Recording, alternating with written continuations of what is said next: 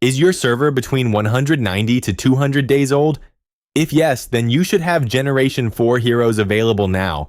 So you must be wondering what they are, and how do they differ from previous generation heroes. Today we are going to explain them as simple as possible. If you like our content, please do hit the like button, and if you love them, do subscribe. Starting off with their stats, Conquest stats are up 23% across the hero types, which usually is about 25% increase between Gen 1 to 2 and 3, but in numerical terms, it's actually a significant increase as the numbers is huge, or you can say compounded from Generation 1. To start off, Alcar is the featured hero for the season, so you'll get him as a reward in Kingdom of Power and Strongest Governor.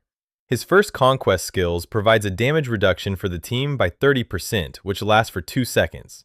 It also has a cooldown of 5 seconds, which is why he is able to trigger his skills before any other heroes in Conquest, which brings a significant neutralizing effects when your opponents triggers their skills in between 5 to 7 seconds. His second ability, Bone Shatter, is not much of a game changer with regards to inflicting damage. It's not his role to be an attacker. The value of this skill is that he provides a 20% increases of damage taken by the enemy for 2 seconds. Third skill, Second Wind, is a helpful ability which restores up to 42% of his health every 5 seconds. Well, due to his low in attack stats, you will only get a few thousand health per second, even with well-invested gears. Moving on to his Expedition skills, Rescuing Hands reduces infantry and archers' damage taken by up to 70% every 5 turns for 2 turns. Sounds amazing, but be mindful that this skill only triggers once he's been in combat for 5 turns. To clarify, a turn in combat has 3 attacks, which is Infantry, Cavalry, and Archer. So waiting 5 turns in combat is actually a lot of damage. Secondly, this skill also will not trigger if there is no surviving infantry when it occurs. His second skill, Praetorian Will, gives infantry a massive bonus on damage dealing, but a mini-like bonus for archers and cavalry, which is odd. It's uncommon to have this, as infantry does not rely on damage, outside of specific events like Viking Vengeance. And his final expedition ability, Carpe Diem, doubles down in infantry damage, which provides up to 60% of infantry damage and 25% more damage taken by infantry. However, do note that the attack means that the 60% is purely for infantry, and the 25% is every 1 turn, which includes attacks done by archers and cavalry.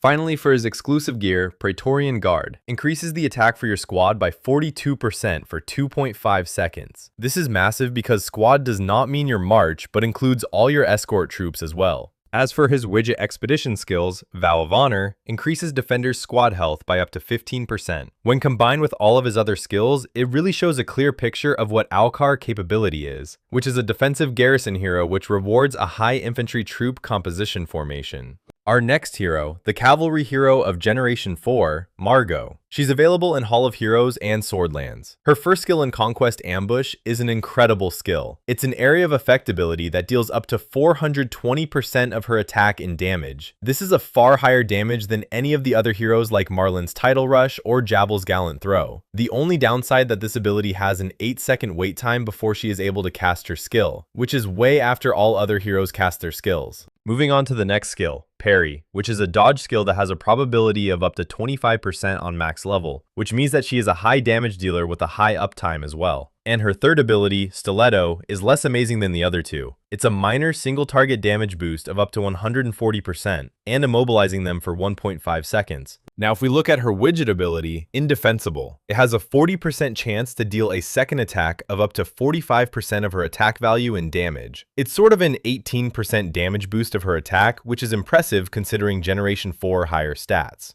Moving on to her priority expedition skill, Warbringer, which as it sounds, it brings up to 25% of total squad's attack. This is basically the same skill as Amane. Now her second skill, Subterfuge, is another dodge skill which has a probability of up to 20%, this time for expedition mode. It's low, but it has 3 chances in every attack. Final skill, Sleight Hands, provides cavalry 25% chances to deal extra damage of up to 200%.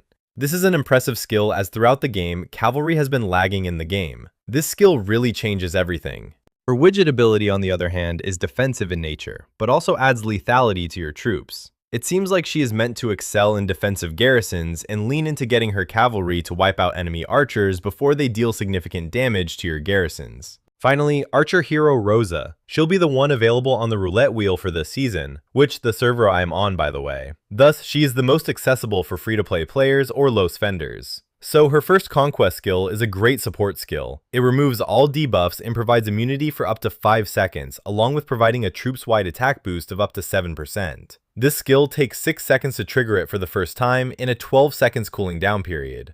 Her second skill, Flutterfang, sounds great on paper. However, in practice, it isn't that great. It's built as a high damage multiplier AoE that hits all enemies in a line. Well, considering that she has the highest attack stat in the game by far, it's actually not that bad. Her final skill is Swoon Chakra, which is an enemy debuff of reducing up to 3% of the enemy's attack speed, which in my opinion is not that significant to actually make a difference. The other stat, which is the enemy healing reduction of up to 60%, is nice. However, in Conquest, healing plays a minor role in combat. Moving on to her widget conquest skill, Night Reverie adds a 15% attack bonus until the end of battle. This is great, however I heard that it does not stack. On the expedition aspect, Rosa seems to be built as an upgrade of Gen 2 hero Marlin. Chaos Gambit grants a 40% chance of increasing all squad damage of up to 50%, which is identical to Marlin's wildcard ability.